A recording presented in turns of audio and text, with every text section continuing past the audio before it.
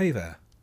Tonight, we're heading back, not to castles or kingdoms, but to the dust-choked trails, sun-bleached plains, and half-forgotten corners of the American West. You'll ride the life of a cowboy, from youth to old age.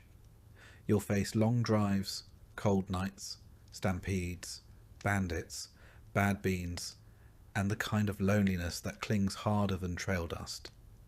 If this kind of storytelling helps you rest, feel free to like the video and subscribe, but only if it actually brings you peace. And let me know in the comments where you're listening from and what time it is. It's always strangely comforting to see who else is drifting off to the same quiet story. Also, if you'd like to support my work and want to listen without ads, check out the Patreon link in the description. It helps keep the campfire burning. So, dim the lights. Turn on a fan for that soft background hum. Settle in and let's begin at the very start of a cowboy's life. You're 17 when the word comes down. Word travels slow out here, slower than a horse with a limp, but this one reaches you fast enough. They're hiring riders, cowboys, men who can stay upright in a saddle and don't spook easy. Men who can follow a herd north through territory that hasn't seen a fence post, let alone civilization. You're not sure if you qualify, but no one else in your family has a better plan, and your options are either the trail or the plough. And the plough's got a way of turning boys into old men before their time. So you ride into town on your father's mule, wearing boots that belonged to your cousin until he outgrew them or died. You can't remember which.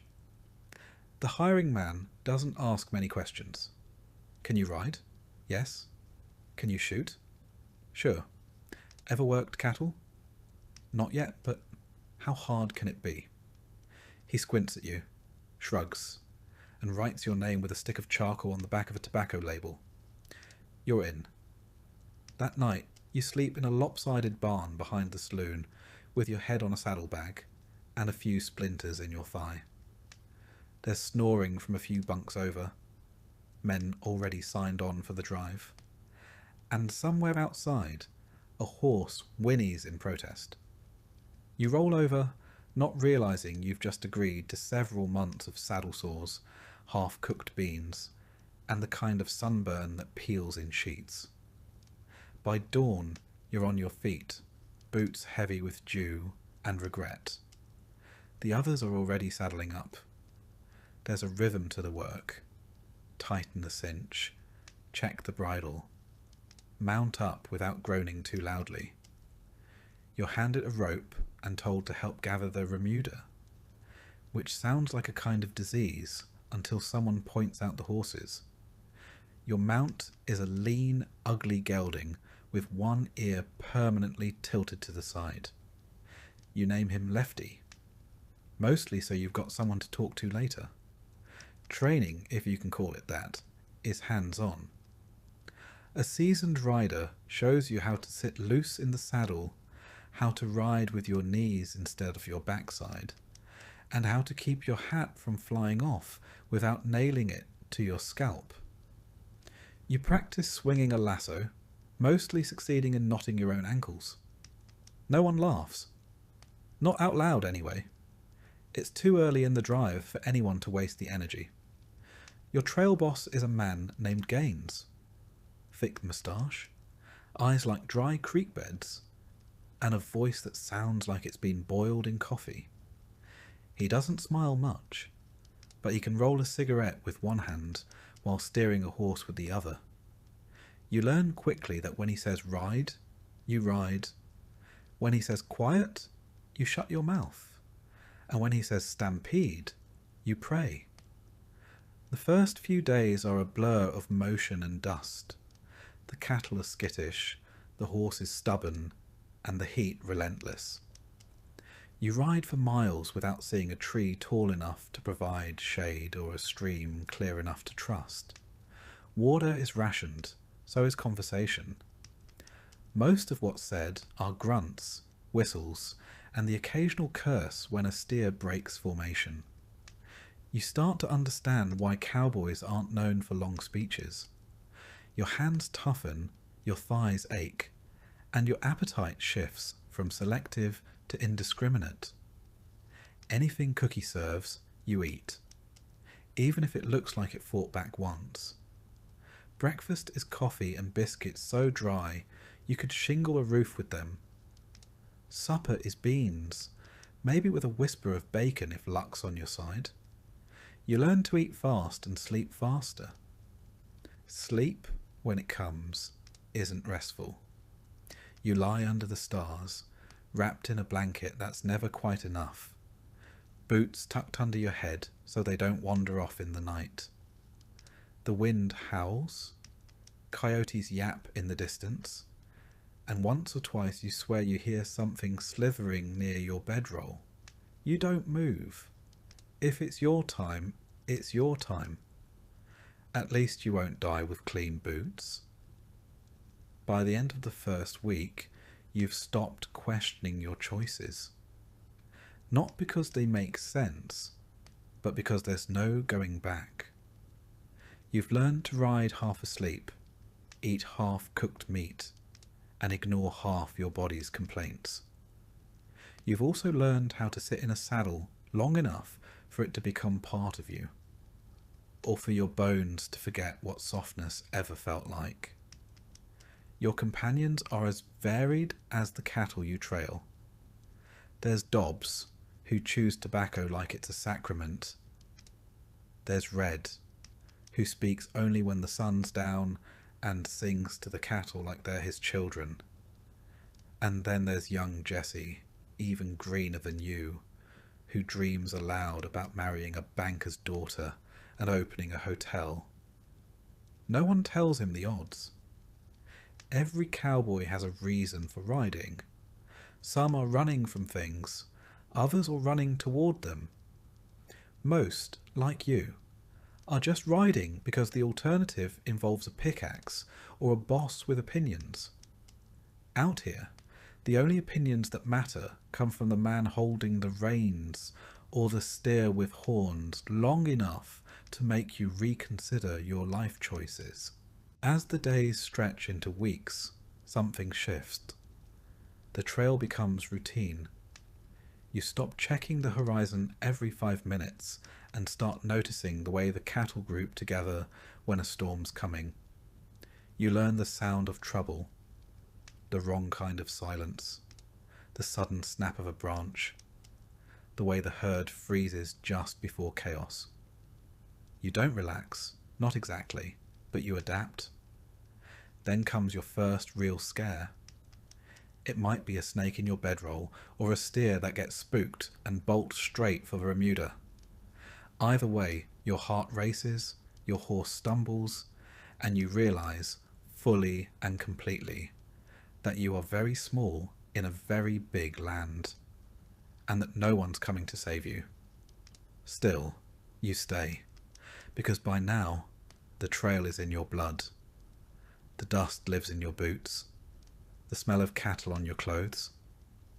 You start to speak like the others, short, direct, and with enough slang to confuse a school teacher. You've stopped trying to wipe the dirt off your face. It'll only be back in an hour. Some nights you dream of a bed, of clean sheets and walls that don't flap in the wind, of a door that locks and a floor that doesn't crawl. But then you wake to a sky so wide and quiet it almost forgives the misery beneath it. Almost. Occasionally someone drops out. A fever, a busted leg, a snake bite.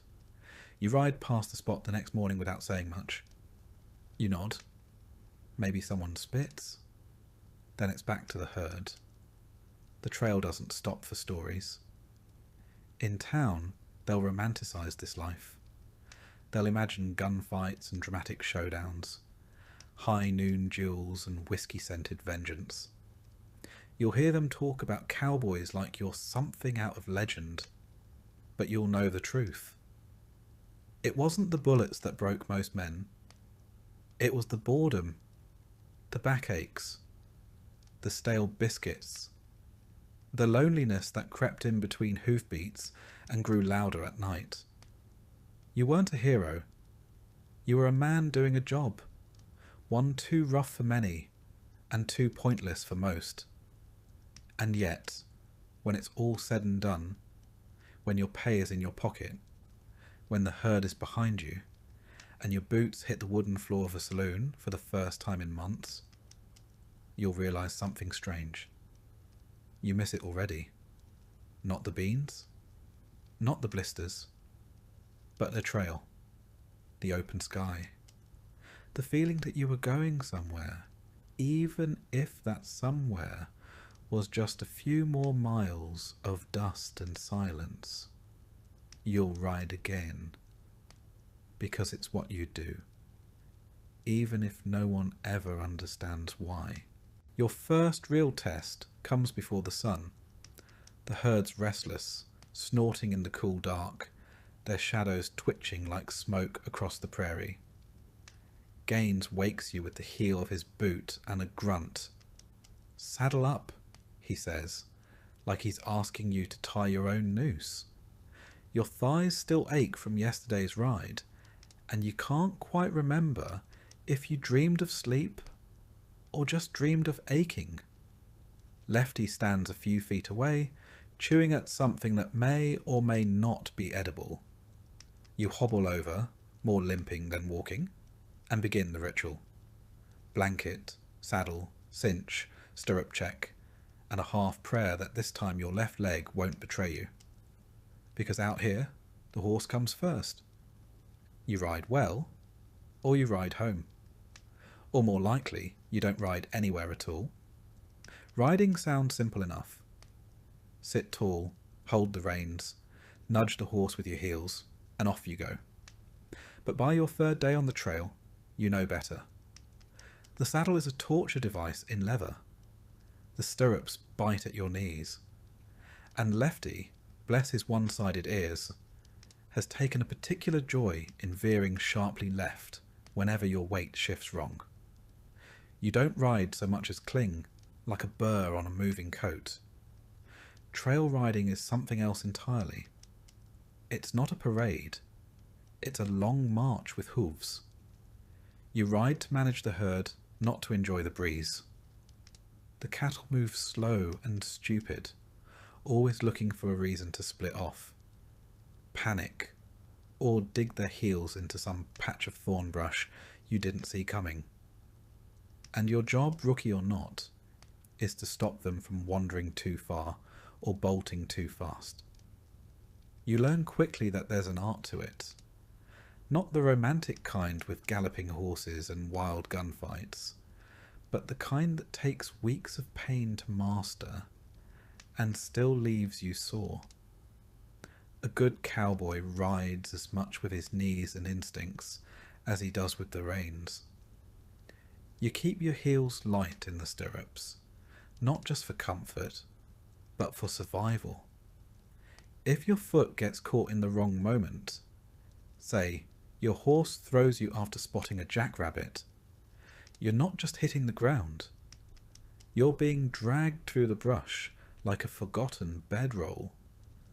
Lefty doesn't give you the benefit of the doubt. He tests you every morning. Will you mount clean? Will you pull the girth tight enough without pinching him? Can you ride without sliding sideways? On the best days, you manage to stay on. On the worst, you come back with blood on your shirt and mud in your ears. And Gaines, he doesn't coddle. He watches with a squint, nods when you stay mounted, and scowls when you don't. You ride like a man whose trousers are on fire, he mutters once. It's the closest thing to encouragement you've heard all week, but you adapt. Not because it gets easier, but because the alternative is worse. Every fall hurts a little less. Not because your bones are tougher, but because your expectations are lower. You start wearing your bruises like medals. One across your thigh from that mesquite bush. One on your ribs from that first spill. And one just above your pride from the time you dismounted and forgot you were still tied to the pack horse. Historically, few skills were more prized than horsemanship. The cowboy wasn't just a man on a horse. He was a man who became part of it. The western saddle, with its horn and deep seat, was designed for endurance, for long hours on uneven ground. You don't ride for an hour. You ride for 12, sometimes more, especially during a drive. And you're not alone. Cowboys across the West, many of them sons of farmers, freedmen, immigrants, or former Confederate soldiers, learned to ride out of necessity, not leisure. A day's ride could stretch 30 miles or more, across prairie, river, and ravine. If your horse went lame or threw a shoe, you were the one to fix it. And if you couldn't, well, you'd better be good at walking. Each cowboy usually had several horses in the remuda. A pool of spares rotated out daily. You learn to spot Lefty's moods, but you'll ride others too. Some are smooth, others have a mean streak. One they call Whiskey Jack throws riders for fun. Another Daisy is sweet enough, until lightning cracks, and she bolts like the devils on her tail. And then there's night riding. The cattle don't rest just because the sun sets. Someone's got to circle the herd, singing if needed, calming the animals with low sounds so they don't stampede at a snapping twig. You take a shift. It's dark, cold. Your hat doesn't block starlight or silence. You listen for anything wrong. The wrong shuffle. A grunt too sharp. Silence that stretches too long. Your voice cracks halfway through a lullaby you haven't heard since your mother sang it. Lefty flicks an ear. One step, then another. The herd stays calm. You stay awake. The boredom creeps in. Hours on a horse staring at the same dust, the same backsides of cows, the same slow stretch of earth. You talk to yourself. You talk to your horse. You count clouds. Some men start humming old songs. Some invent stories. Some don't say a word for days. But all of it, the aches, the saddle burns, the empty miles, feeds into something else. You're learning, slowly, painfully. You're learning to ride. And out here, if you don't ride, you don't survive. One morning, Gaines puts you near the point, just behind the lead steer, a position of responsibility and an easy way to mess things up. The point man sets the pace. If he rides too fast, the cattle tire. Too slow, and the drive drags. You find yourself watching every twitch of the lead steer's ears, like they're signals from a telegraph. The animal veers left. You gently push right. It slows. You ease back. Too much pressure, and it spooks. Not enough, and it wanders. This isn't herding. It's negotiation. That afternoon, a greenhorn on his first ride goes down hard after his saddle cinch slips. He gets back up, pale and shaken, limping like he's just survived a fall off a church steeple. No one mocks him, not openly. Everyone's been there. Everyone remembers their first hard lesson. He tightens the girth, mounts again, rides on. That's the unspoken rule out here. You get back on. Always. You ride with a cracked rib, a swollen ankle, a mouth full of dust. You ride with barely enough sleep to blink straight, because the trail doesn't wait, and Gaines doesn't make exceptions. And when the ride ends for the day, if the herd hasn't spooked and no one's broken a leg, you dismount, stretch legs that forgot they could, and help set camp. You rub down your horse before you eat, because he earned it. You lean against the saddle, and listen to the hiss of coffee water over fire, the shuffle of boots, the low murmur of tired men. No one thanks you for staying upright that day. There's no applause. Just one more night under the stars, and the knowledge that tomorrow you'll do it all again. A cowboy's skill isn't measured in flair. It's in resilience. In knowing when to push, when to ease, when to ride silent and when to sing. By the time you reach the next railhead, your seat is firm, your back is bent, and Lefty doesn't try to veer so much. He's learned you too. You've earned each other's tolerance, and somehow you've earned your pay. But the learning doesn't stop here. It never does. Because every trail has a new bend, every horse a new trick, and every ride another lesson to beat into your bones. This is the cowboy's education. No diploma, no praise, just another saddle, another sunrise, and the ride. You'll come to understand something most folks never will. A cowboy doesn't master the horse so much as surrender to it. You don't control the land, or the herd, or even your own schedule. You adapt, you ride, you listen. To the creak of saddle leather, to the wind across the plain, to the shifting rhythm of 1,000 hooves speaking some ancient, thunderous language only cowboys learn to hear. And long after the dust has washed off your face, long after you've traded trail grit for still air and a steady floor, you'll still walk with that sway in your step, like the saddle never left you. Because in a way, it didn't. You wake up with the taste of ashes in your mouth. Not metaphorical ashes. Real ones, blown into your face by the morning wind and stuck to last night's half-burned biscuit. Cookie's already got the fire going again, rattling his pans and cursing the wind like it's a personal enemy. The smell of boiling coffee drifts through the dust. It's bitter. It's strong. It's all you have to look forward to. Breakfast, such as it is, consists of cold beans, a hunk of bacon that smells slightly off, and the same biscuit you fell asleep chewing. Welcome to another day on the trail. This is cowboy cuisine, whatever doesn't rot first. Out here, your entire diet is controlled by the chuck wagon. It rolls along a few miles behind the herd, pulled by mules who probably hate this job as much as you do.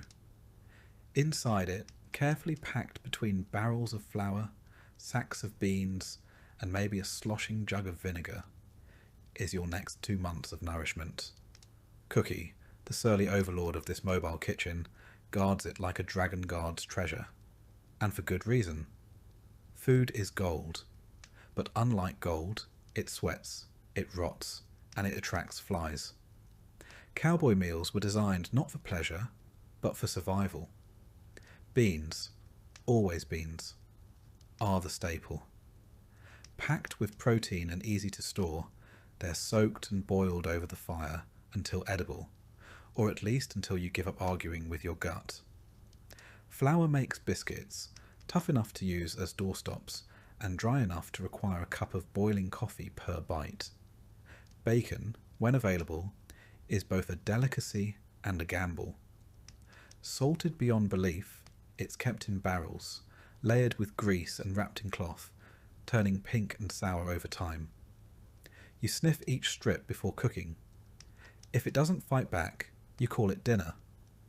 Spoilage is a daily enemy. The chuck wagon holds no ice, no cooler, no luxury. There's only shade, salt, and hope. Meat spoils quickly in the heat, and anything soft, bread, fruit, cheese, is gone within days of departure, if you were lucky enough to have it at all. And then there's the coffee. Coffee is the lifeblood of the cowboy. It's boiled until black, poured thick, and consumed in cups so dented you wonder if they have ever been washed. There's no cream, no sugar. If you're lucky, Cookie remembered not to strain it through the same cloth he used to clean the rifle. Still, it's a ritual. Even when you're half dead with exhaustion, you drag yourself to the fire for that cup. It's hot, it's strong, and it convinces you you're still alive. Just long enough to saddle up again. Cookie himself is a character out of myth, usually a bit older, with a limp or a missing finger. He's part chef, part medic, part therapist, and part tyrant. He rules the food, and by extension, the men. He decides when you eat, what you eat, and how fast you get it. You don't mess with Cookie. You don't complain about the biscuits. Not if you want to keep your portion. His tools are few. A battered Dutch oven, a blackened coffee pot, a couple of bean kettles, and an iron triangle to summon you like cattle. The chuck wagon holds his pantry, a mess of tin containers, flour sacks, lard tins, and jars of sourdough starter he guards with a zeal usually reserved for holy relics. That starter can make biscuits, flapjacks, even fry bread. It's a little living creature, bubbling in the corner, the only pet allowed on the trail. And if there's one thing Cookie knows, it's how to stretch a meal.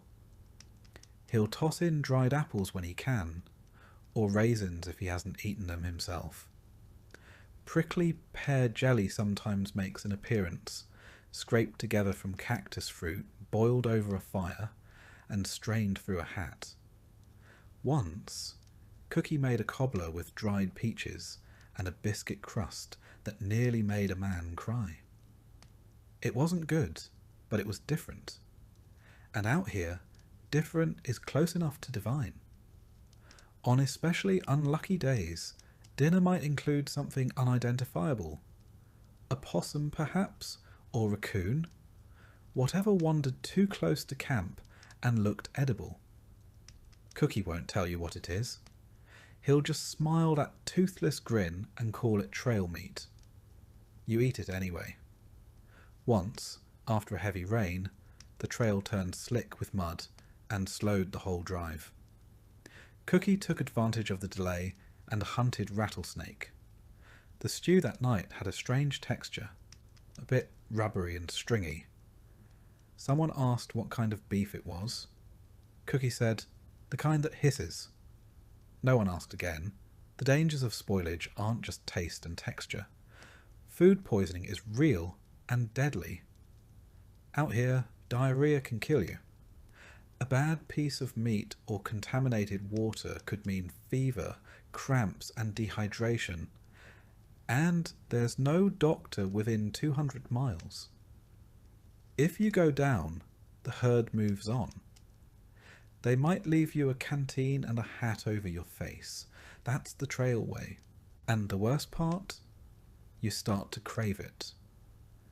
After weeks of eating the same gritty, salty, half-burned meals, you begin to find comfort in the routine. You miss the sound of beans boiling over the fire. You start looking forward to the exact moment when Cookie bangs that old triangle with a spoon, calling you in like a cow to feed. The cook himself is a strange sort of legend. Usually older than the rest, with a bad back and a good aim, Cookie's job is thankless but sacred. He sleeps apart, guards the food like it's gold, and knows how to cook a meal for 15 over a flame in a windstorm. Without him, you'd all starve. Or worse, be forced to cook for yourselves. Everything in the chuck wagon has its place. Flour sacks are hung high to avoid rodents. Meat is wrapped and salted in burlap. Tin cups dangle from hooks. Coffee pots, scorched black, are always ready. Tools are tied down, pans are stacked, and a wooden boot on the back holds the Dutch ovens like sacred relics. Sometimes, if you're lucky, you pass through a settlement with a general store, a rare opportunity for fresh supplies. Cookie might swap for a sack of real sugar, a tin of peaches, or a jar of pickled eggs. You'd sell a boot for that egg. But stores are few and far between, and most of what's on the shelves has already passed through the hands of 4 freight wagons, 3 months of travel, and 1 very disinterested mule. And even when you get to town, a proper meal is a gamble. That saloon steak might be yesterday's horse in a fresh coat of gravy. You ask how the beans are, and the barkeep says, "They've been warming since spring." You order anyway. You're desperate for something that doesn't taste like ash and hoof. In truth, it's not just food, it's the rhythm of the trail, the communal nature of the meal. You eat shoulder to shoulder with men who smell like horses and dust, who haven't bathed since the Red River, and who curse Cookie with the same affection you'd show a brother. The fire, the cracked enamel mugs, the hiss of boiling pots. This is the Cowboy's hearth, his dinner table, his chapel. You never quite stop being hungry. Not really. Your body adjusts, but there's a hollowness that stays. Some nights you dream of butter, other nights it's peaches, a hot loaf of bread, a stew with more than 2 ingredients, even a glass of milk. But when the triangle rings and Cookie hollers, "Come and get it," you run. Because in the Wild West, you eat whatever doesn't rot first. And if you're lucky, it doesn't bite back. You don't remember when the ride started. Not exactly. Maybe it was when the trail boss pointed north and said, "There." Or maybe it was the moment your boots left behind the last boarded floor and found dirt that hadn't seen a building in miles. Either way, that line between home and the trail has long since vanished beneath hoofprints, wagon ruts, and dust that tastes the same no matter where you go. The cattle stretch from horizon to horizon, 2,000 snorting, lowing, wall-eyed animals who don't care much for direction. You ride along their flanks, guiding, yelling, whistling, waving your hat. They don't listen. Not really. But they'll follow the others, and you follow them, and the whole mass drifts forward like a slow-moving flood. It's the same every day. Wake up stiff, brush off the dirt, drink coffee strong enough to peel paint, and saddle your horse in silence. No one talks much. No one needs to. You all know what's coming. Miles. Just miles. Dust, sagebrush, silence, and the endless press of sun and saddle. There's nothing theatrical about it. No saloons in sight. No jewels at high noon. Just the ceaseless grind of hooves and leather, cowhide and chapped skin. Hollywood never tells you about the boredom, the soul-deep sameness that turns even the most magnificent landscape into background noise. You cross plains that look like the ones before them. Ride along rivers that meander like lazy thoughts. Once, you pass an old wagon half swallowed by grass, its canvas shredded, its wheels splintered. A skeleton of some other story. You don't stop to wonder what happened. You just keep moving. Sometimes you ride point near the trail boss, eyes squinting at the barely there ruts left by herds before yours. Other days you ride flank, keeping strays from wandering off. The worst is drag. All dust, no dignity, where the dirt kicked up by 2,000 hooves lands straight in your lungs. You'll cough it out for days, maybe weeks. Your horse doesn't complain, but you feel him get slower. Not tired exactly, just resigned. You are too. He knows when to stop, when to veer, when to press forward without asking. He's a better partner than most men you've ridden with. Doesn't talk back, doesn't snore. The heat comes early. It burns the dew off the grass before breakfast's even cooled. Your neck's already red, your shirt already stiff with sweat. And then, just when you think it can't get worse, the wind picks up and starts tossing grit into your eyes like it holds a grudge. You stop only when you must. A river crossing, a bogged down wagon, a spooked herd. Even then, no one sits long. The trail boss is watching the sun, and every hour lost is another night further from the railhead. Sometimes thunder growls in the distance. You pray it stays there. Rain turns trails into sludge, and cattle into blind, stampeding fools. You've heard stories of herds spooked into rivers, drowning dozens.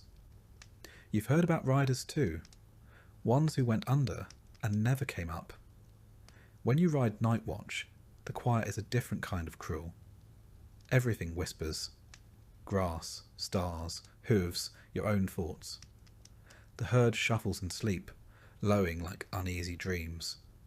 You hum a tune to calm them. Maybe a lullaby your mother once sang. Maybe just a nonsense melody that drifts with the wind. Sometimes you hear coyotes. Once, you hear something bigger. You grip the rifle tighter. Could be a cougar. Could be your imagination. Either way, you don't blink until the sun comes up. The chuck wagon always rolls behind, its iron pots clanging with every rut. Cookie's temper gets shorter the longer the ride goes. He's known to throw a ladle if you ask for seconds on beans, but he'll still wake up before you boil that bitter coffee. Say what you want. He's the glue holding the camp together. Dinner is never much. Beans, bacon, if it hasn't spoiled, hardtack you could break teeth on. But after a 14-hour ride, even mould tastes like a feast. You eat fast, wipe your mouth on your sleeve, and lay down where you are. Sometimes right in the dirt, hat over your face. Dreams full of rain that never comes. Your hands are cracked. Your back's a knot of pain. And your thighs feel like you've been hit with hammers. Still, you ride, because it's what you do, what you were hired for, what you'd do again, even if you swore last time was the last time. By the third week, even your bones feel sunburned. The trail doesn't just stretch on, it seeps in. Into your clothes, into your skin, into your very thoughts. You start dreaming about cattle, about dust, about beans that never quite soften, no matter how long they're boiled. You can't remember what fresh bread tastes like, or what it feels like to sit without swaying. The monotony becomes its own kind of torment. You count fence posts that aren't there.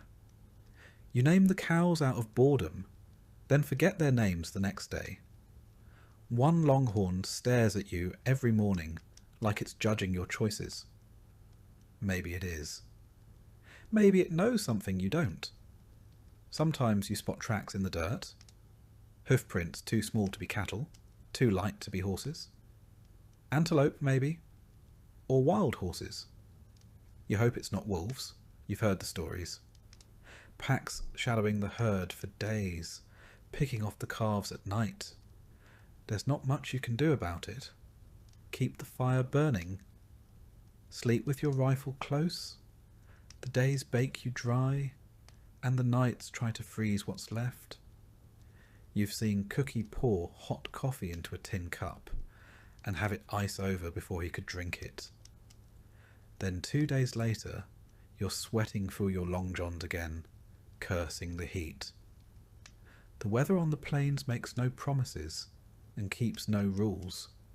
And then there are the river crossings, muddy, wide, unpredictable things. The cattle don't like them, and neither do you. The current can sweep a steer under in seconds, or a horse, or a man. You've seen saddlebags float downstream, and once, just once, a hat with no rider. Sometimes the chuck wagon gets stuck in the mire, and you all spend a half day dragging it free. Cookie curses with impressive variety. You'd laugh if your boots weren't full of water, but the worst part isn't the crossing, it's what comes after. Wet everything. Wet boots, wet clothes, wet coffee, and the smell. A mixture of cow, mud, and despair. Your horse, bless him, carries you through it all. He's leaner now. You both are. But he's sure-footed and smarter than most men. You've had long talks with him, usually around midnight when it's your turn to watch the herd, and you're too tired to think, but too awake to sleep. He never answers, which is just as well. You're not sure you'd want to hear what he has to say. Every few days you spot signs of other travellers. Wagon ruts, boot prints, ashes from old campfires. The west may be wide, but you're never the only one riding it. Sometimes you see smoke on the horizon and wonder who's out there. A family? Another herd? Something less friendly? You don't ride toward it to find out. There's a rhythm to the ride. Wake, ride, eat, ride, watch, sleep, repeat. But rhythm isn't peace. It's just survival in slow motion. When you finally roll into a railhead town, weeks from now, your body will keep riding for days afterward. You'll sway on your feet like the ground's still moving. And when someone asks what it was like out there, the ride, the trail, the dust, the cattle, you won't know how to answer. Not really, you'll shrug. Say something like, long. Because how do you explain the nothingness that nearly swallowed you whole? How do you describe the way the prairie wind sounds like it's calling your name? Or how the stars feel closer when you've been riding under them for weeks? You don't. You just nod, take your pay, and start thinking about the next ride. Because despite everything, the saws, the storms, the stampedes, part of you will want to go back out there. And that part, small though it is, will be the loudest voice in your head, always. You wake before dawn, boots still damp from yesterday's rain, joints aching like you've aged 20 years in a single night. But that's not what rouses you. It's the sound, low, rhythmic, almost like a drumbeat far off in the dark. A rumble. You bolt upright, and the pit in your stomach knows before your ears catch up. Stampede. The cattle are running. 2,000 longhorns thundering across the plains. Hooves carving dirt like it's paper. Horns goring the air. And you're barely awake, pulling on your hat, leaping onto your half-saddled horse with a rope in one hand and panic in the other. You don't ask what caused it. It could have been a coyote, a flash of lightning, a sneeze. The reason doesn't matter. Cattle don't need much to lose their minds. Just a whisper of danger, real or imagined. The point is, now they're moving. And if you don't move with them, they'll kill you. That's not an exaggeration. That's just basic math. Each longhorn weighs nearly half a ton. Multiply that by 2,000, and you're facing a wall of meat that could grind you into the earth like a stray nail under a hammer. You've seen it happen before. Cowboys caught in the chaos, trampled, broken, buried under hooves. No glory, just dust and death. You dig your spurs in. Your horse surges forward. You and a half-dozen other riders peel off from camp, circling the herd, yelling, waving your hats, doing anything you can to break their momentum. You try to ride the lead, as they say. Turn the front runners in on themselves so the herd spirals into its own orbit like a whirlpool. Sometimes it works. Sometimes it doesn't. Tonight it works. Barely. After a few blistered miles and a whole lot of yelling, the herd starts to slow. They loop back around into themselves. The chaos curls in like a lasso and collapses. Panting, ears twitching, the cattle finally stop. The silence after a stampede is deafening, and you don't feel brave. You feel lucky. This is the job. Not just driving cattle, but surviving them. Because here's what they don't tell you when you sign on. The greatest threat out here isn't bandits, or wolves, or thirst. It's the cows themselves. Longhorns look like walking furniture. Horns 5 feet across, spines like coat racks, slow and stupid in the heat. But when they spook, they move like lightning on 4 legs. And they don't swerve for you. There's a reason you always sleep lightly. A reason you keep one boot half on and your saddle nearby. You never know when a steer's going to plough through camp, or when the whole herd will decide en masse that the moon is evil and must be fled from at once. And it's not just stampedes. Oh no, there's the day-to-day brutality of moving them, watching for split hooves, swollen knees, sluggish stragglers who wander off into gullies. A longhorn that falls behind becomes a magnet for predators or just collapses in exhaustion. If you care, you try to lead it back. If you don't, you move on. You can't save them all, the ground doesn't help. It's cracked, rutted, sun-baked, or rain-slicked, depending on what indignity the sky's chosen. You ride for hours without a word, eyes always on the rear flank, watching for the one steer that's thinking about peeling off. And when you get to a river, Lord help you, cattle don't cross easy. They balk. They panic. One plunges in too fast. The next to hesitate. The fourth turns sideways. And suddenly they're piling up, drowning each other with hooves and horns. You scream and whip and pray, but the river doesn't care. Some make it, some don't. Even watering holes aren't safe. Especially not when another herd got there first and left the place a fetid soup. But cattle don't wait for clean water. If they smell it, they'll trample anything in their way. Horses, wagons, people, just to get there. You learn to ride ahead, scout the next creek or spring. You learn to build makeshift barriers, to funnel them in small groups. But even then, all it takes is one steer with too much attitude and not enough sense to kick off a melee. And if the cows don't get you, your horse might, or rather someone else's. There's always one greenhorn who doesn't tighten his cinch properly or loses control on a slope. A falling horse can break bones as easily as a bull. Injuries happen, a lot. Broken arms, dislocated shoulders, concussions from being kicked in the head. You might laugh about it the next day, if you're lucky enough to still be breathing. There's no doctor out here. Maybe an old timer with some whiskey and a needle. Maybe not. Sometimes you ride wounded. You bind the leg, grit your teeth, and hope the next day's easier. It rarely is. It wasn't just the physical toll that made cattle so dangerous. It was the unpredictability.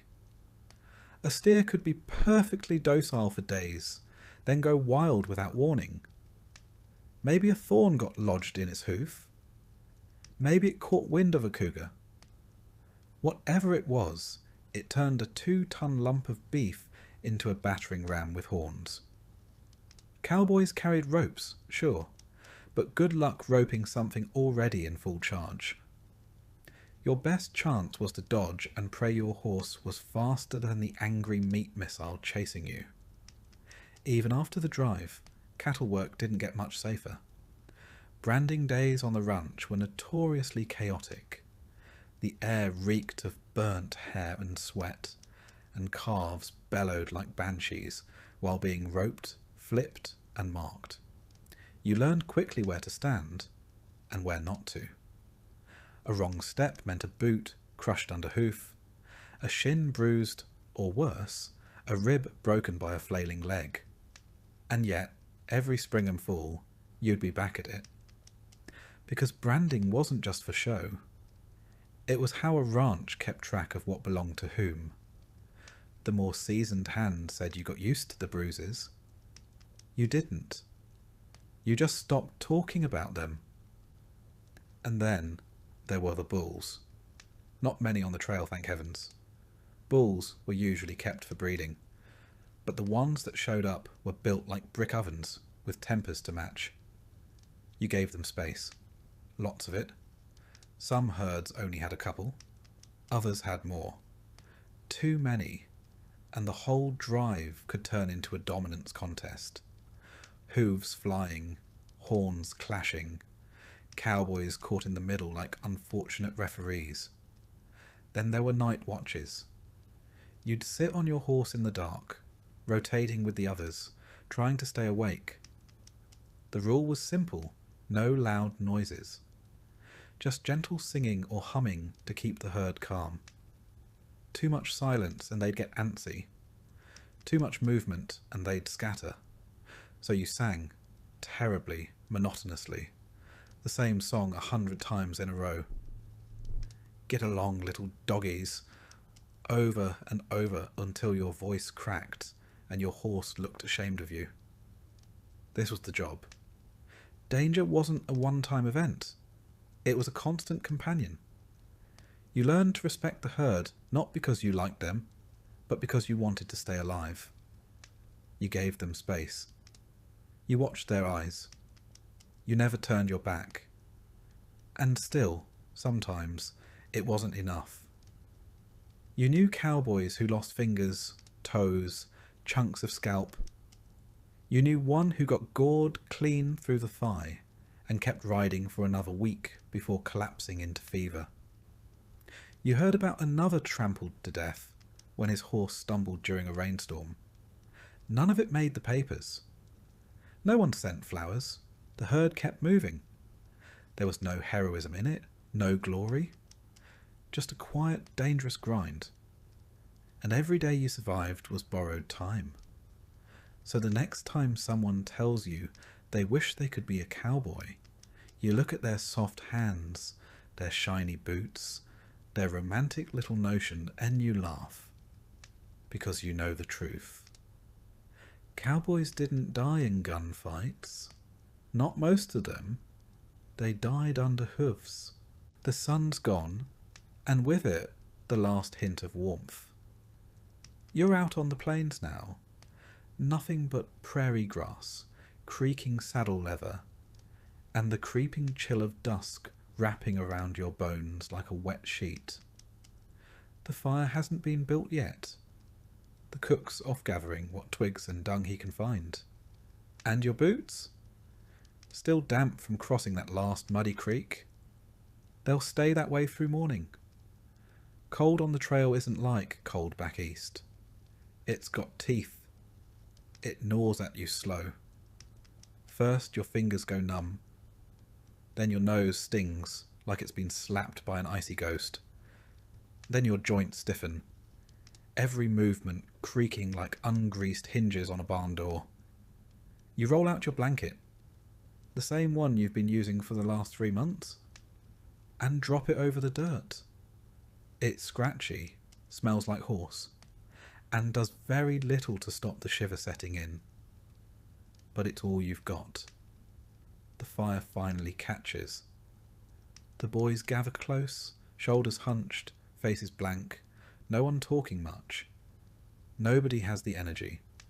Supper was beans again, the kind that turn to paste in your mouth and stick in your gut all night. Still better than going hungry. Someone passes around a tin mug of coffee. It's mostly ash and grit, but it's hot. And in that moment, that's good enough. When it's your turn for night watch, you don't argue. You just nod, stand up slow, and cinch your coat tight. Your horse looks just as miserable as you do, steam rising off his back in faint wisps as he snorts against the night. Together you patrol the dark. listening for hooves, watching for glints of eyes in the moonlight. You don't see anything, but you swear you hear something. A rustle, a grunt. Could be a wolf, could be your imagination, could be nothing. The prairie doesn't tell. You make it back to camp just before dawn. Hands stiff, teeth chattering, no one's up yet. You curl under your blanket again, hoping for 20 minutes of sleep before the cook starts clanging his infernal triangle. You dream of a fireplace? Or a proper bed? Or hell, just a wall to block the wind? But you get none of that. What you get is a boot in the ribs and the cook hollering, "Up! Beans are hot and we ride in 20. So you drag yourself upright, boots still wet, limbs still stiff, stomach already complaining. Every cowboy learns to live with the cold. Some learn to respect it. The dumb ones try to fight it. Those are the ones who lose toes. Or noses. Or worse, their nerve. Because out here, it's not just about staying warm. It's about staying awake. Staying alert. Staying alive. Winter on the plains comes hard and early. You've ridden through sleet so thick it might as well be knives. You've crossed rivers with your boots filled, and your heart thudding like it wanted out. Once, a boy on your crew tried to dry his socks too close to the fire. They caught. His boots were half melted by the time he noticed. He finished the ride barefoot. Blankets, coats, even gloves. They're not guarantees. They're hopes. The wind sneaks through every seam, every buttonhole. You wrap a scarf around your neck and nose until your breath turns it damp, then frozen. Your beard crusts with frost. Your eyelashes too. You blink and it crackles. One night you slept so close to the fire your hair caught. Only the smell of burning snapped you awake in time. That same night a horse collapsed from exhaustion. Too cold to keep standing, too tired to care. We shot him before dawn. Couldn't let him suffer. And we couldn't afford the wolves catching his scent and coming closer. Coyotes call at night. Low, long, mournful songs that rise over the plains like sirens. Some nights you talk back, whisper curses or bad jokes or sing half-remembered tunes from home just to drown them out. Other nights you just lie still and listen. Not much else to do. You're too cold to move, too tired to think, too far from anywhere for it to matter. Clothing wasn't always standard issue. You wore what you had. Some cowboys wore wool Union Army coats left over from the war. Others stitched together coats from buffalo hide, stiffer than hell but warm as sin. Gloves were precious. Lose one, and you'd be cutting fingers off a spare pair by spring. Socks were double layered if you were lucky, but the moment they got wet, and they always did, they were more curse than comfort. And don't get started on sleeping arrangements. A bedroll was a joke. It was canvas, usually mouldy, with a single blanket inside. Maybe two if you were flush. You'd lay it over the dirt, or the snow, or a slab of rock if that's what you had, and call it a night. Some men rigged up oilcloth lean-tos.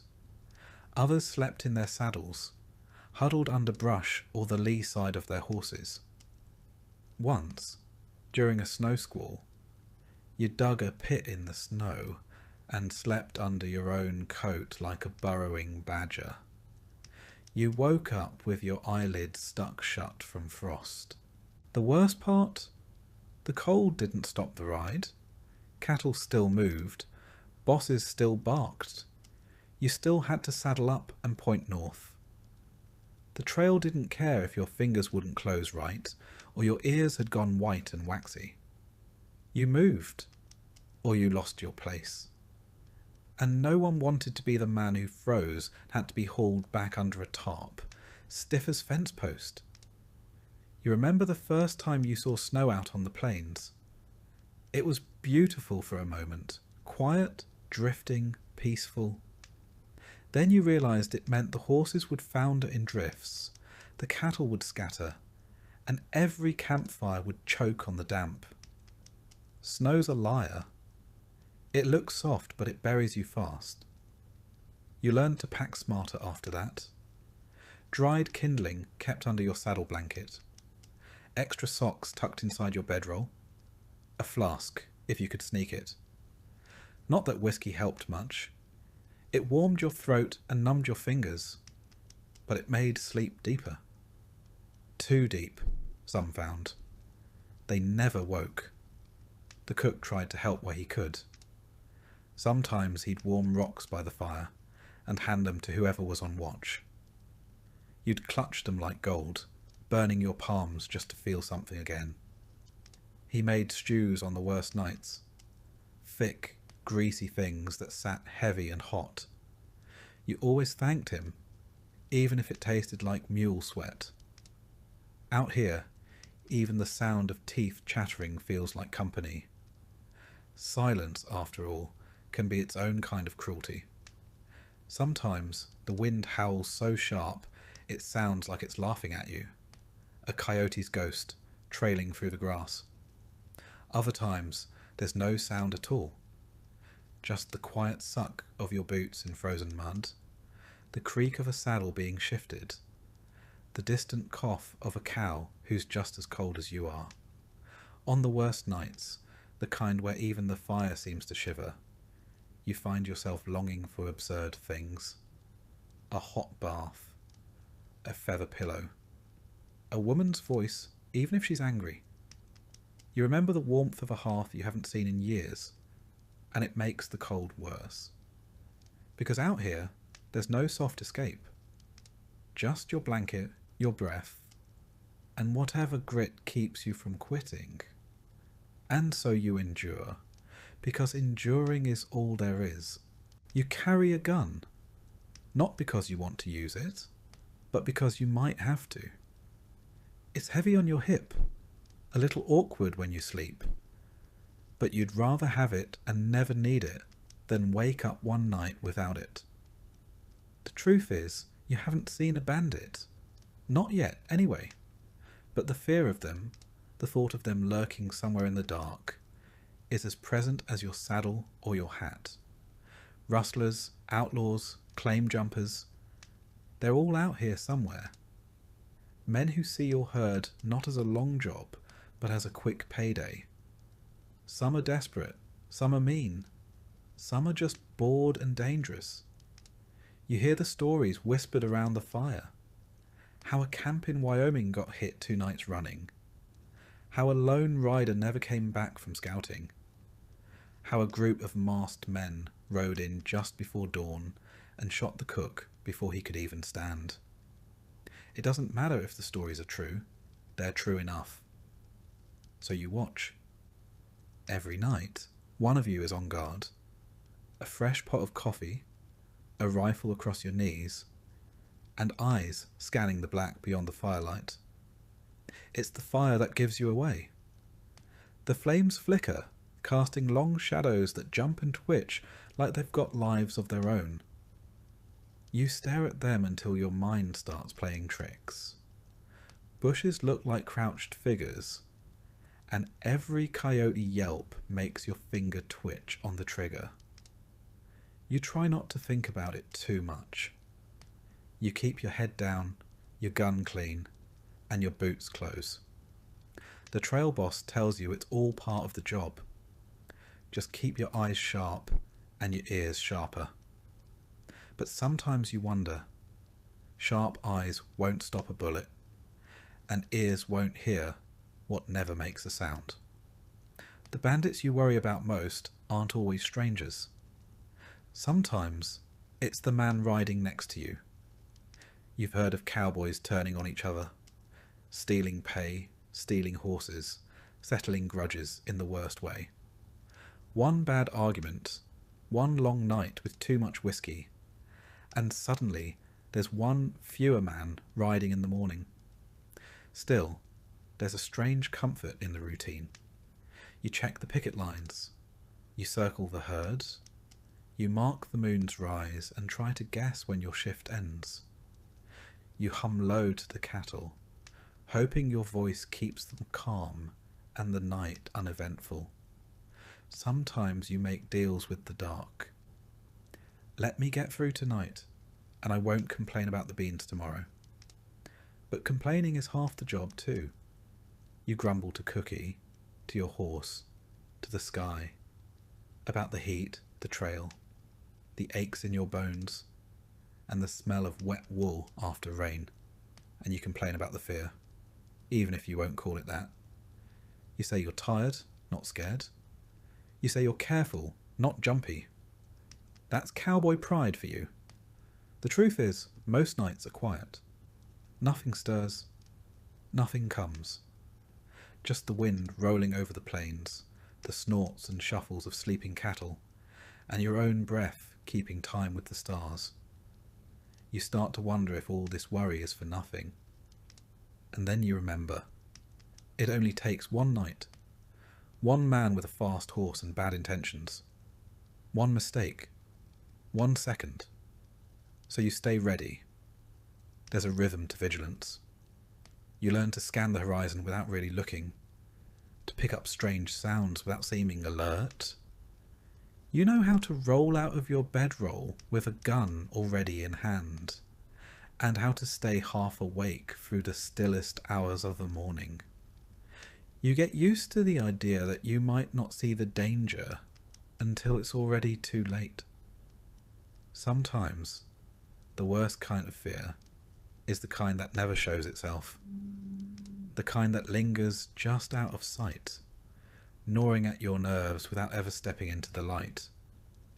It's like having a splinter in your thoughts, small but impossible to ignore. You joke about it with the other boys, but everyone knows it's not really funny. Not out here. That's why you never let your guard down. Not fully.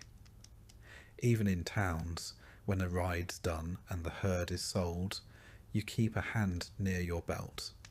Saloons and streets can be just as dangerous as the open plains. A drunk with a grudge. A gambler with a losing streak. A marshal who's decided he doesn't like the look of you. No cattle to protect, but still plenty of ways to end up with a bullet in your side. And yet, for all this, for all the worry and the watching, being a cowboy isn't really about shootouts. Most of your time is spent doing the same thing, day in and day out, riding, herding, eating, sleeping, repeating. It's not glamour, it's grit. The gun at your side is a tool, not a symbol. And the fear? That's just part of the landscape. Still, sometimes the trail feels too quiet, like the wind's holding its breath, like the herd knows something you don't. You get that feeling in your gut, the one you can't shake. Maybe it's nothing. Maybe it's just nerves. Or maybe, just once, the stories are about to be true. Sometimes, when the wind dies down and the fire burns low, you hear a noise that doesn't quite belong. A footstep, a creak of leather, the shuffle of something just outside the edge of sight. You sit still, barely breathing, hand curled around your revolver beneath the blanket. Maybe it's nothing. Maybe it's just a coyote sniffing at the beans. But maybe it's not. You don't want to find out the hard way. So you wait, straining to listen, eyes flicking between shadows. Minutes pass like hours. And then nothing. Just the sound of someone snoring and the faint pop of wood in the coals. You let out the breath you'd been holding and shift on your bedroll, though sleep won't come easy now. That's the thing about fear out here. It doesn't need a reason.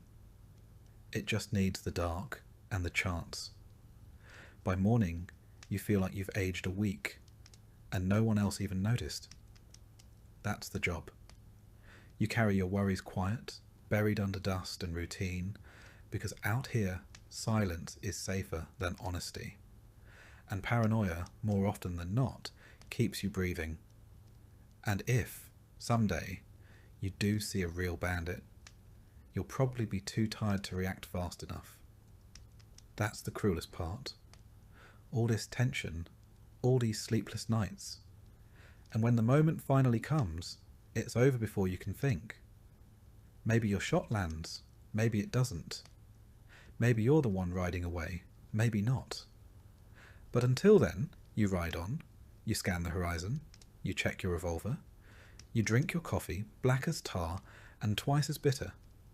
And you remind yourself, it's not the bullets that break most cowboys, it's the waiting. So you wait, eyes open, saddle ready, always listening.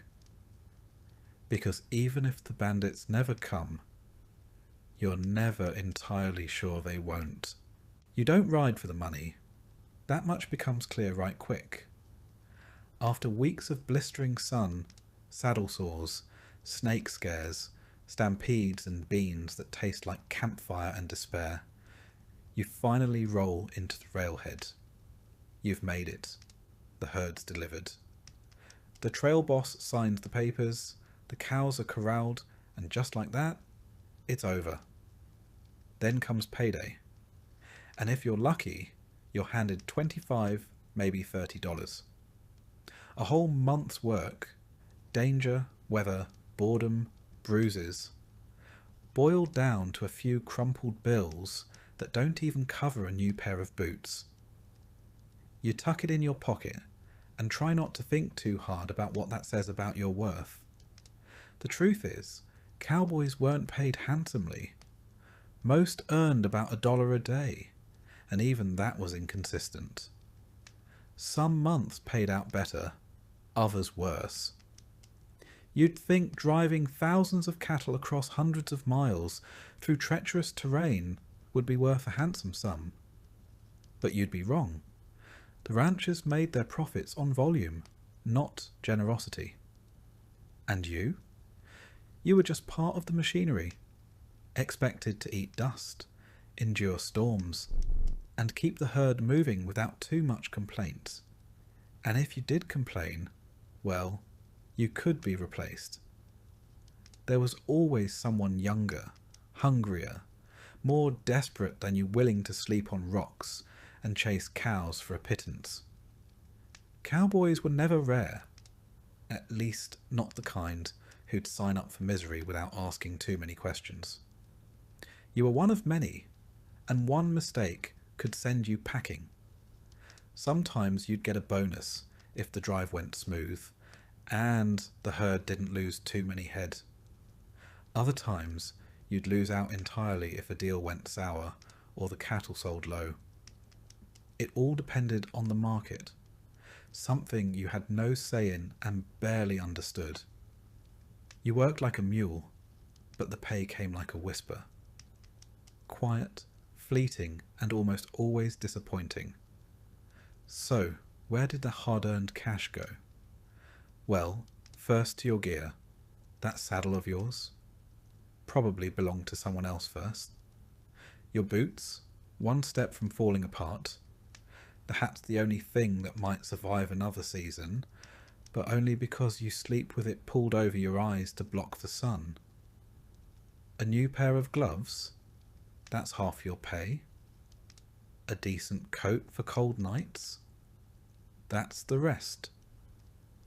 You spend your money before you even get it, patching up your kit, replacing what's broken, or sending a few coins to family if there's any to spare. There's no saving. There's just surviving until the next ride. And still, you sign up again. Maybe it's habit, maybe it's pride, maybe it's that stubborn streak in your bones that tells you, even when your body aches and your stomach's empty, that you were made for this. Or maybe it's because there's nothing else. The towns don't want you, not a drifter with calloused hands and dust in your teeth. You're too rough for polite company, too poor to settle down, and too restless to stay put. Some cowboys do move on. They become ranch hands, marry, buy a little land if they're lucky. But most keep drifting. From one drive to the next, from Texas to Kansas to Wyoming and back again. Chasing cattle, chasing money, chasing a version of life that never seems to arrive. It's not just the pay that's poor, it's the treatment too. You're expected to be tough, quiet, and obedient. The trail boss doesn't want opinions. He wants results. If you fall behind, you're yelled at. If you speak up, you're ignored. If you get sick, well, best not to. There's no doctor, and no time to wait on you. Ride or be left behind. Sleeping on the ground every night, eating the same beans until your dreams start tasting like them, riding for hours without a word spoken, it wears on you. You begin to feel like the cattle you drive, herded, numbered, pointed in a direction without ever knowing the why. And yet, you keep going. There's a strange kind of loyalty among cowboys. Not to the rancher, not to the job, but to each other. You watch your partner's back, share your last biscuit, help pull someone from a bad fall. When the thunder cracks and the herd starts to run, you don't think twice. You spur your horse and ride into chaos to keep your crew safe. That bond is stronger than the paycheck, maybe stronger than reason. Even so, there's always the knowledge that you're expendable, that this job will chew you up and move on, that someday your horse will go lame, your reflexes will slow, and there'll be no place left for you on the trail. No pension, no thanks, no fond farewell. Just the next man in line taking your spot in the saddle. Some ranchers paid in scrip. Basically fancy IOUs only good at the company store. You'd ride all season thinking you were owed $50, only to find out you could spend it on marked up boots and stale tobacco, but not a penny more. And forget about sending money home. That script didn't travel and neither did you. And yet, you still ride. Why? Maybe it's the horizon. Maybe it's the silence of the plains, the weight of the stars, the simple satisfaction of a day's ride done. Maybe it's that moment when you lead the herd across a river at dawn, mist rising, water glinting like firelight, and for just a breath, it feels like you're part of something grand. Or maybe it's just stubbornness, the cowboy's curse. There's no glory here, no songs sung about you, no riches waiting at the end of the trail, just worn-out gear, a sunburn that never fades, and a back that aches before you're even 30. But there's honesty in it, in the dust, in the effort, in the scars. It's a hard life, but it's yours. And sometimes that's enough. Some cowboys drift into town after a drive and spend their whole pay in a night. Drinks, cards, maybe a bath and a bed if they're feeling civilized. Others hoard their coins, dreaming of buying a little place one day, even if that day never comes. But most spend like they live, a little reckless, a little tired, and never quite certain if tomorrow will be easier or worse. The work is seasonal. Spring drives, fall roundups, a few weeks in between to rest, maybe fix some fences or shoe some horses. But the cycle always comes back around.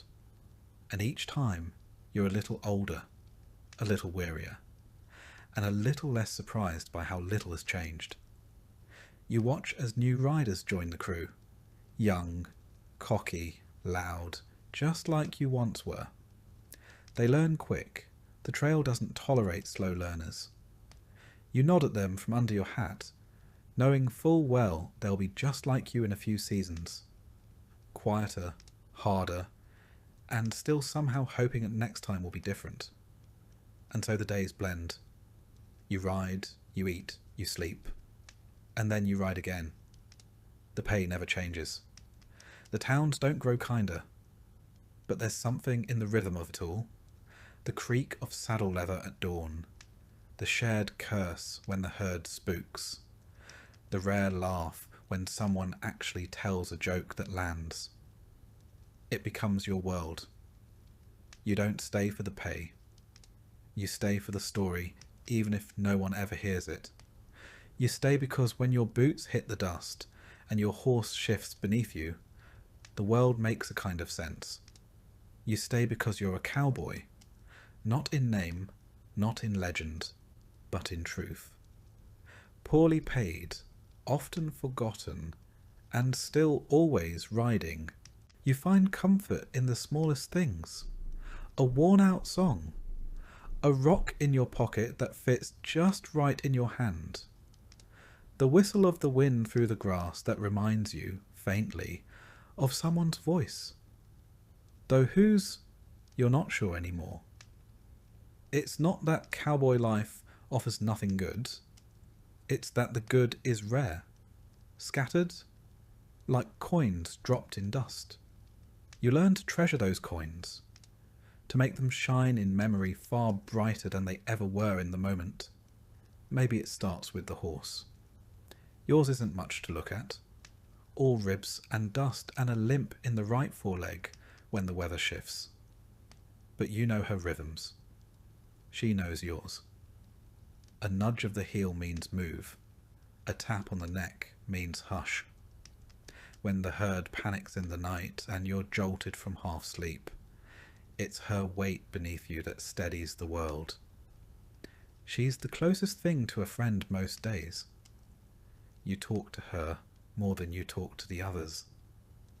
Sometimes, when your throat is dry and you've gone too many hours without a word, your voice cracks when you say her name.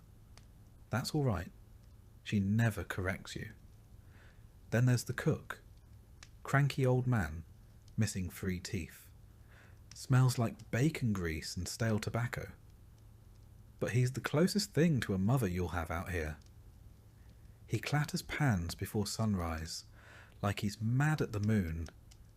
But every once in a while, he slips an extra biscuit onto your plate. Doesn't say a word about it, doesn't need to. You get to know the sound of the dinner bell.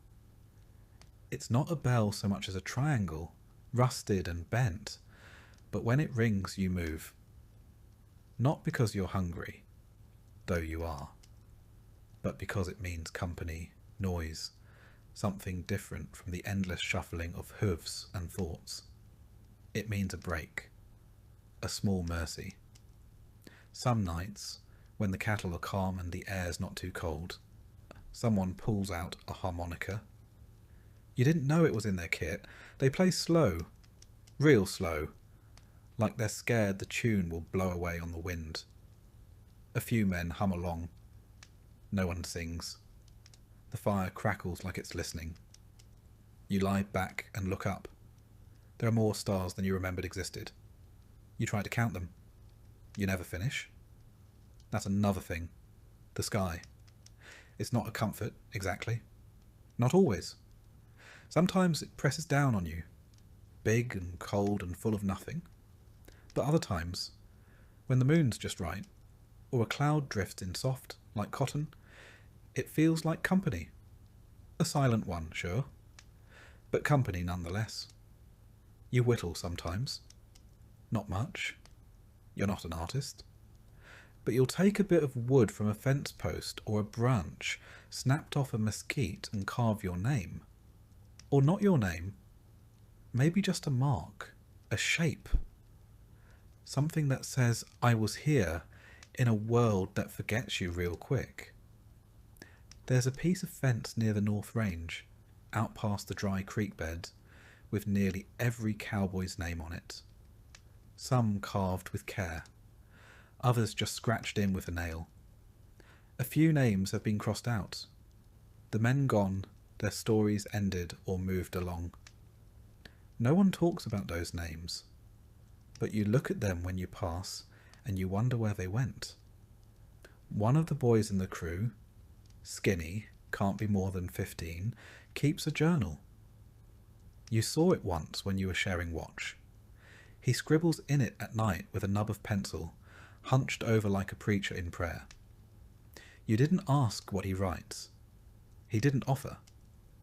But you wonder if it's about home, or if he even remembers it. You don't write, never much took to it, but you keep things. A button from a coat that got torn in a storm, a scrap of cloth with someone's initials, a bullet that misfired and didn't kill you. You don't know why you keep them. They don't mean much to anyone else, but they're anchors, little ones, to remind you that not everything gets blown away. The trail doesn't offer luxury. It barely offers survival. But every so often, a moment slips through, like a bit of gold in river silt, and you hold on. Like when someone tells a joke that actually makes you laugh. Not just a snort or a breath, but a real laugh. The kind that surprises you because you'd forgotten the sound. Or when Cookie pulls out a tin of peaches, how he got it, no one knows, and passes it around. You get 2 slices. Sticky, sweet, like syrup from heaven. You don't ask for more. You just let the flavour linger, memorising it like scripture. Or when you see a hawk circling above the herd, and you follow it with your eyes until it disappears. Something about that bird, free, graceful, alone, makes your chest ache in a way you can't name. There's a rhythm to the days. Misery, routine, small grace, repeat. The cows don't care if you're tired. The sun doesn't wait for you to be ready. But you learn to find moments inside the grind. You talk to yourself more than you'd admit. Out loud sometimes. The others pretend not to notice. You pretend not to care. It helps.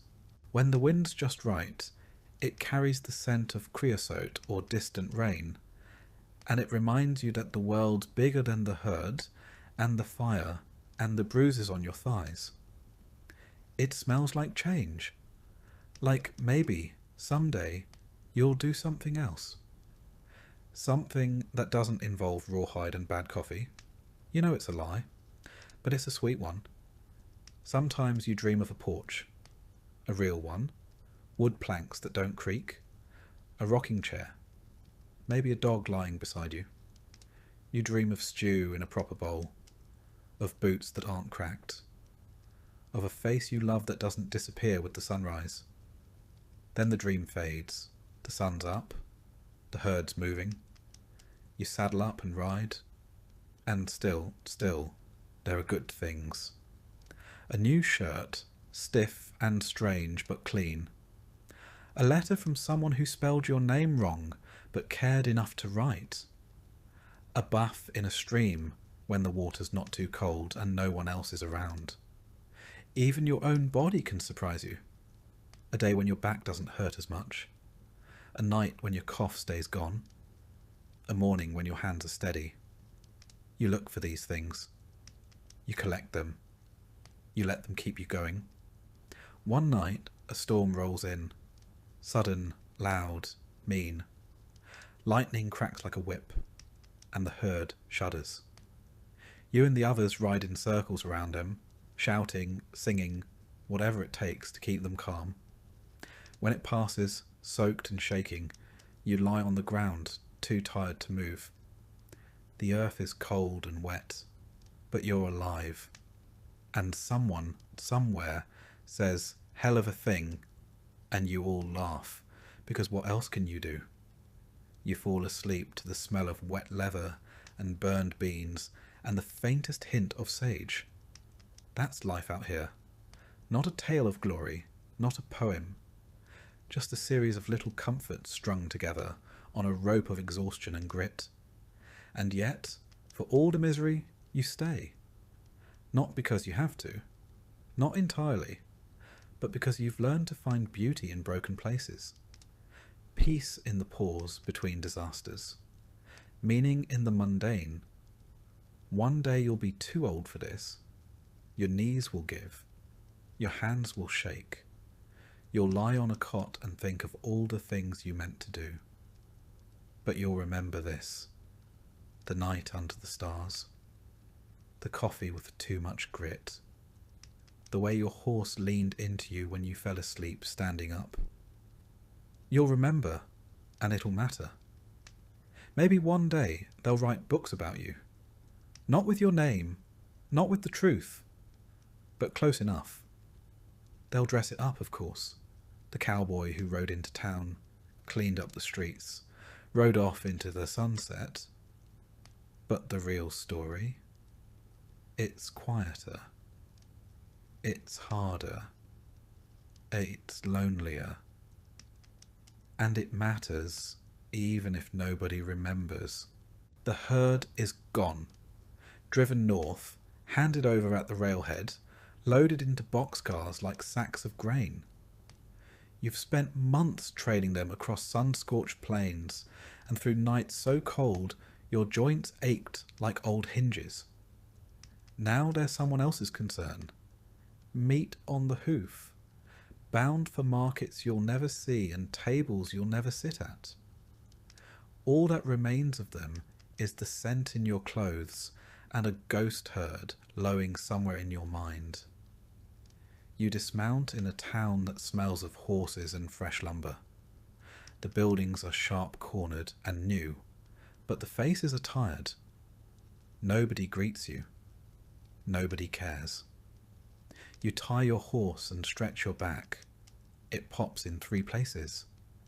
And you wonder when you started walking like a man twice your age. Your first stop is the saloon. Not because you're thirsty exactly, more because it's the closest thing to familiar.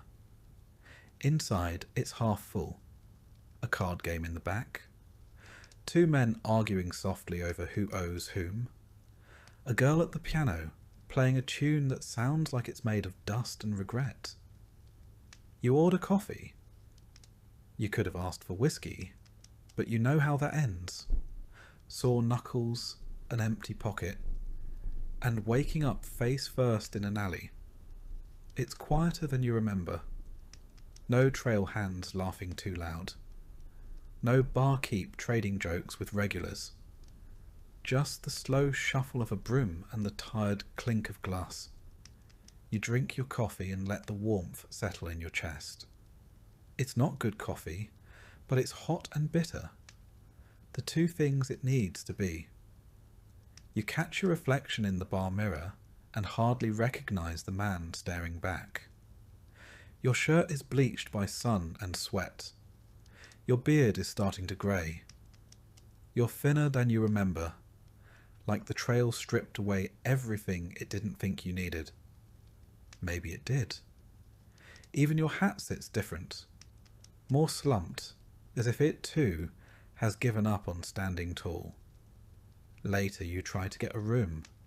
The woman behind the desk doesn't ask your name, just how many nights, and whether you'll be paying in coin or promise. You choose coin. You've got enough for a few days, maybe longer if you skip dinner, which, given your trail appetite, might be the plan anyway. Your room is up a narrow staircase, and the bed feels too soft. Your body's forgotten how to sleep without dirt under your spine. The pillow smells like laundry soap instead of horse. It's unsettling. You lie there in the dim and listen.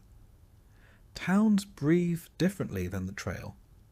There's no coyote yelp, no breeze in the mesquite, no clatter of restless hooves. Just creaking boards, muffled laughter, and the clink of silverware in the dining room below. Civilization, they call it. Doesn't feel like it. The next morning you wake early anyway. Habit. No triangle clang from cookie, but your eyes snap open just the same. You dress slowly. Your hands don't move as quick as they used to. Your left knee clicks when it bends. You head out and wander. The streets are still sleepy, save for a boy sweeping dust off the wooden walkway, as if the town's trying to deny where it came from. You stop by the blacksmith. He's hammering a new shoe, the sound clean and sharp. He doesn't look up.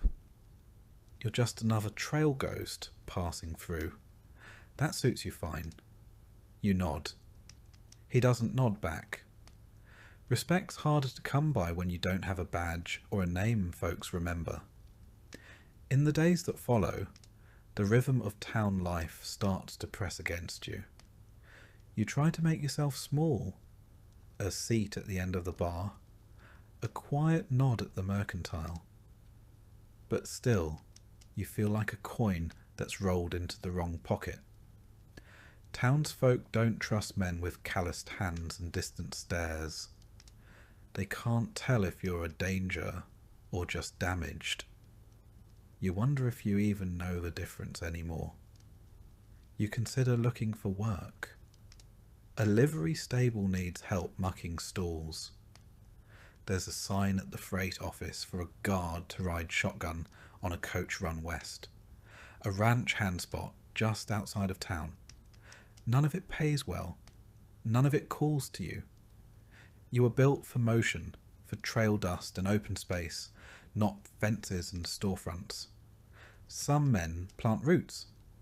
Others drift like tumbleweed. You've long since stopped pretending you're the former. You kill time the way cowboys do. You sit. You whittle. You play a hand or two of cards. Lose more than you win, then fold before it gets ugly.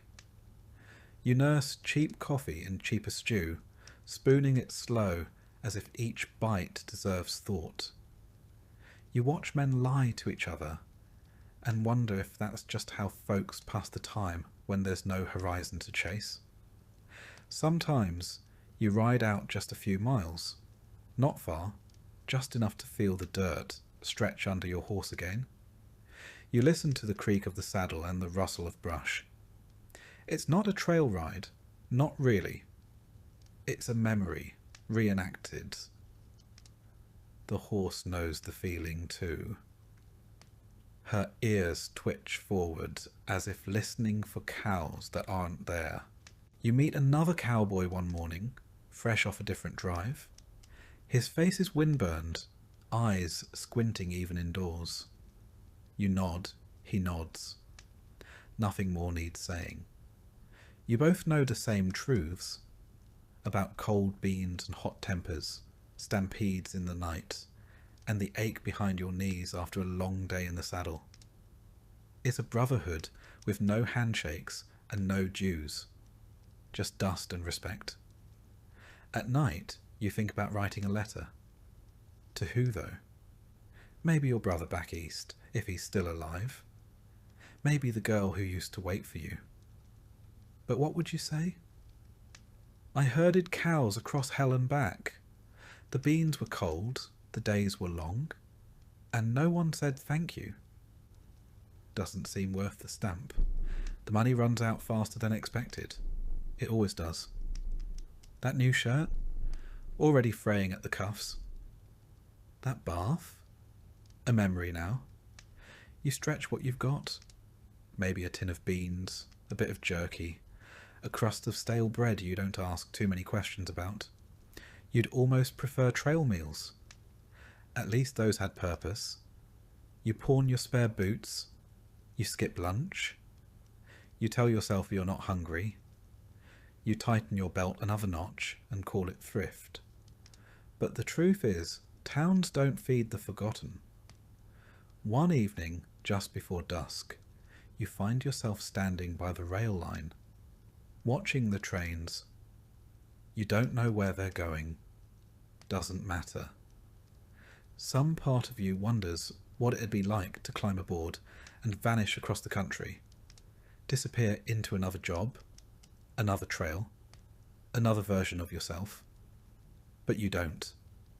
You just stand there, like a man staring at the ocean and remembering a ship he missed. And when you finally decide to move on, because you will, no one stops you. The saloon girl doesn't wave. The stable boy just takes the coin. The general store doesn't offer credit. You leave like you came in, with nothing promised, nothing owed. You ride out before sunrise. The town is still. The sky is grey with sleep, and as your horse picks up her pace, you don't look back. Cowboys don't say goodbye. They just disappear into the morning.